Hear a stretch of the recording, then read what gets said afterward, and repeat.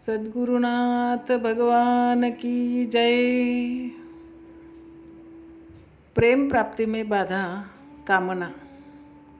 संत महात्माओं ने कहा है कि प्रेम के समान कोई तत्व नहीं है। प्रेम में वह शक्ति है जो परमात्मा से मिला देती है। जैसे प्रेम के बराबर कोई ऊंची वस्तु नहीं है, उसी प्रकार कामना के बराबर कोई नीची वस्तु भी नहीं है। प्रेम के मार्ग में कामना एक बहुत बड़ी बाधा है। कामना का अंश लेकर यदि परमात्मा की ओर चलेंगे तो भी वह बाधा ही देगी, और यदि संसार के प्राणी पदार्थों की कामना करेंगे तब तो पतन निश्चित ही है। मनुष्यों को समस्त दुख, संताप, जलन, आपत्ति, विक्षेप आदि इस कामना के कारण ही प्राप्त होते हैं, अन्यथा संसार में कोई दुख है ही नहीं। हमारे मन की बात हो जाए, यह है कामना का स्वरूप। यही आपत्ति एवं दुखों की जड़ है। यदि विचारपूर्वक इसका त्याग कर दे तो हम आज और अभी कृतकृत्य हो जाए। यदि कामना मन से दूर होती न दिखे तो घबराना नहीं चाहिए, अपितु प्रयत्न करके कम से कम इसके वशीभूत तो नहीं ही होना चाहिए। फिर सब कुछ ठीक हो जाएगा। कामना के भुलावे में आकर तदनुसार क्रिया कर बैठना ही वशीभूत होना है। कामना शत्रु है, इस शत्रु के अधिकार में मत आइए, फंदे में न फंसिए। कामना के कारण ही राग द्वेष की उत्पत्ति होती है, जो जीव के महान शत्रु है। इंद्रियस्येन्द्रियस्यार्थे राग द्वेषो व्यवस्थितौ तयोर्न वशमागच्छेत् तौ ह्यस्य परिपन्थिनो। गीता। मनुष्य को चाहिए कि इंद्रिय के अर्थ में अर्थात प्रत्येक इंद्रिय के भोग में स्थित जो राग और द्वेष है उन दोनों के वश में न हो, क्योंकि वे दोनों ही कल्याण मार्ग में विघ्न करने वाले महान लुटेरे हैं। अर्जुन ने भगवान से प्रश्न किया, अथ केन प्रयुक्तोऽयं पापं चरति पुरुषः अनिच्छन्नपि वार्ष्णेय बलादीव नियोजितः। हे भगवान, यह मनुष्य न चाहता हुआ भी किससे प्रेरित होकर पाप का आचरण करता है? ऐसा प्रतीत होता है जैसे कोई बलपूर्वक इससे ऐसा करवा रहा हो। तब भगवान ने कहा, काम एषः। यह काम अर्थात यह भोगेच्छा, सुख की, आराम की, स्वतंत्रता की, जीने की, बड़ाई की कामना ही अनर्थों की मूल है।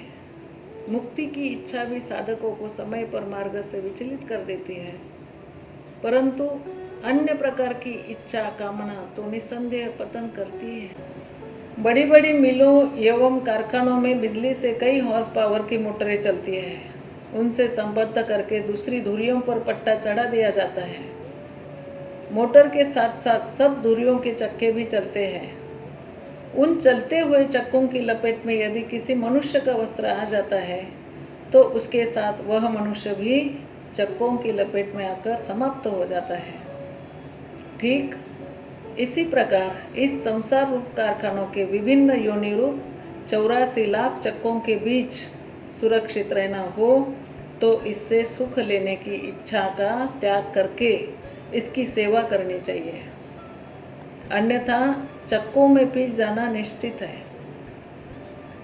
आप अभिमुक्त होना चाहे या किसी अन्य जन्म में, अंततोगत्वा आपको इस अनंत पापों की जड़भूत कामना से अपना पिंड छुड़ाना ही पड़ेगा। यह जीवात्मा है तो परमात्मा का सनातन अंश, परंतु इसने प्रकृति के अंश संसार, शरीर आदि को पकड़ रखा है। एक निश्चय। प्रेमी भक्त भगवान से अपना नित्य संबंध मानते हैं। वे कहते हैं, प्रभु मैं आपका हूँ, मेरा अन्य किसी से किंचित मात्र भी संबंध नहीं है। आप चाहे मुझे अपना माने या ना माने, विश्वास की ऐसी दृढ़ता प्रेमास्पद को व्याकुल कर देती है। माँ पार्वती के यह दृढ़ निश्चयात्मक वचन प्रेमियों के लिए एक उदाहरण है। भगवान शंकर यदि 100 बार कहे कि मैं तुझे स्वीकार नहीं करता और मेरे करोड़ों जन्म बीत जाए तो भी मैं नारद जी के उपदेश की अवहेलना नहीं करूंगी। वरण करूंगी तो भगवान शंकर का ही, नहीं तो कुंवारी ही रहूंगी। क्या भगवान शंकर में ऐसी शक्ति है जो उन्हें अस्वीकार कर दे? यह है एकांगी प्रेम। प्रेम होता ही एक और से है।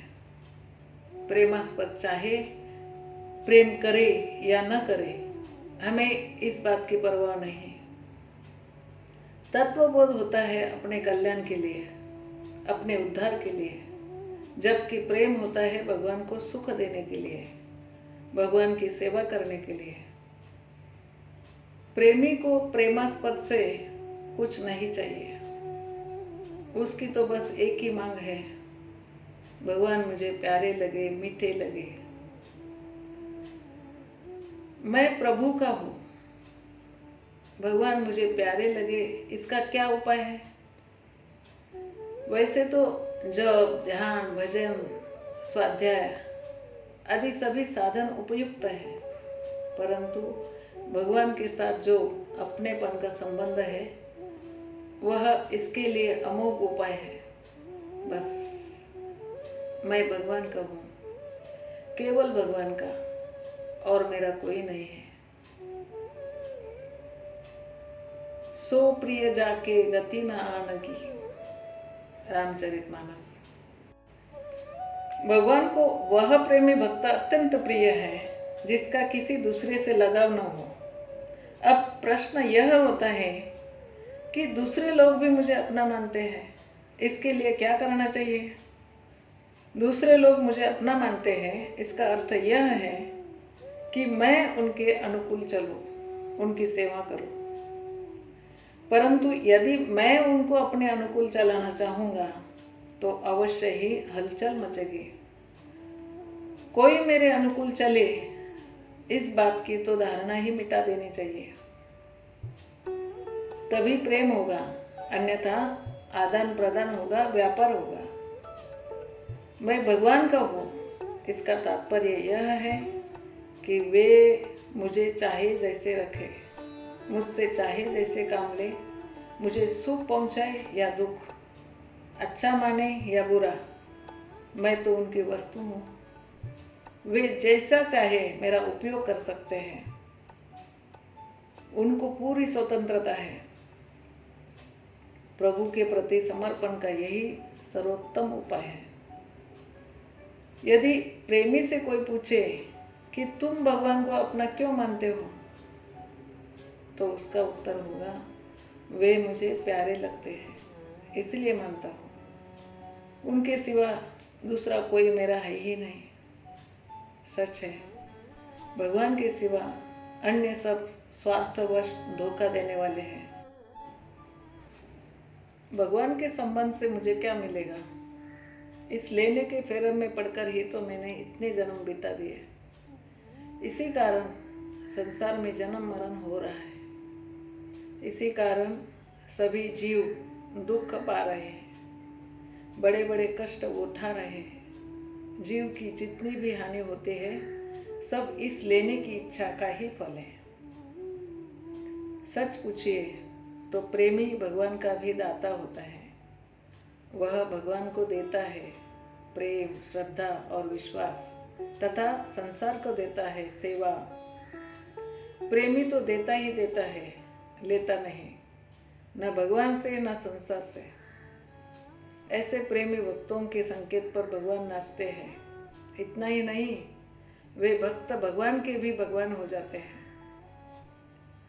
यद्यपि भक्त ऐसा नहीं चाहता, तथापि भगवान की यह भक्त वत्सलता है जो वे भक्तों को अपना इष्ट मानते हैं।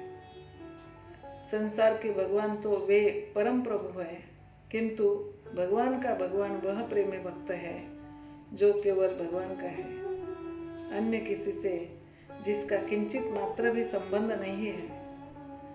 ऐसे भक्तों के प्रति भगवान कहते हैं, मैं तो हूँ भक्तन को दास, भगत मेरे मुकुटमणि।